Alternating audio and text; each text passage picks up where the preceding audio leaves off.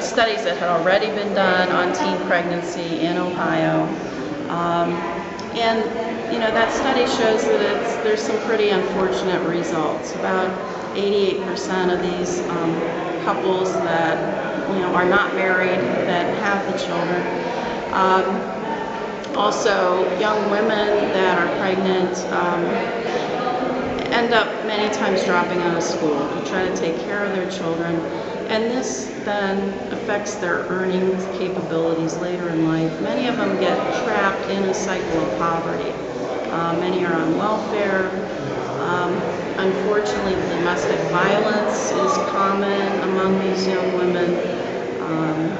Many of the young men do not pay any child support. So it's really kind of an experience that if we could prevent it, it would save those social costs to many of these young women, but also would save the state of Ohio quite a bit of money as well. So what does your report recommend? We recommend more comprehensive sexuality education that includes information about birth control, as well as information about abstinence. We recommend that parents be the primary sex educators of their children, and if they need help doing that, hopefully we can start providing some kinds of training to do that.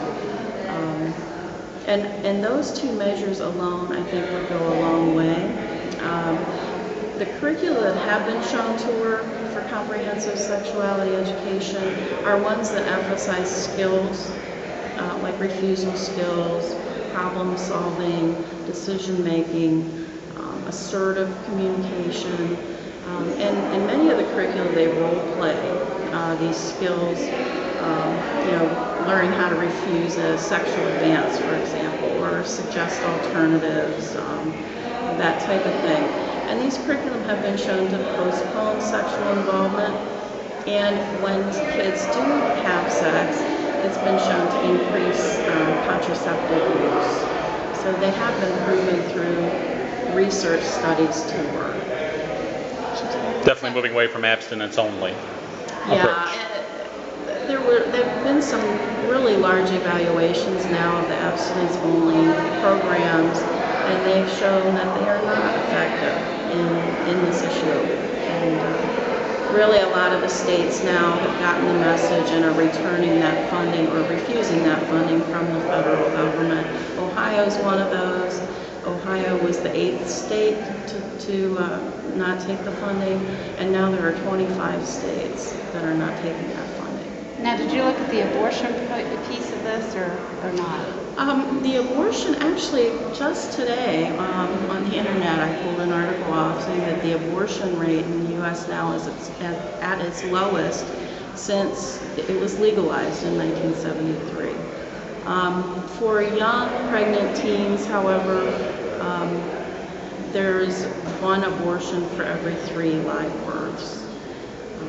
So that's kind of where it is for that. That is an option that young women choose. Ohio is a parental consent state where if they are a minor, they have to get the consent of one parent. If they don't do that, then they have to go through a judicial bypass if they don't want to tell their parents and give that permission. That judicial bypass kind of ties up the court system. Again, that's costing taxpayers money. So this is a big issue socially and economically. Okay, and if you could sum up maybe the findings of the study in 30 seconds or less, tell me that if you were going to get up and I didn't know what you were talking about, just give me a couple of sentences that kind of sums it up.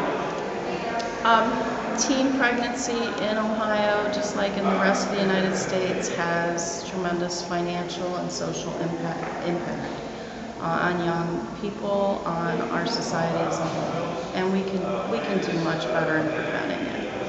Great, thank you. All right. And what was your name?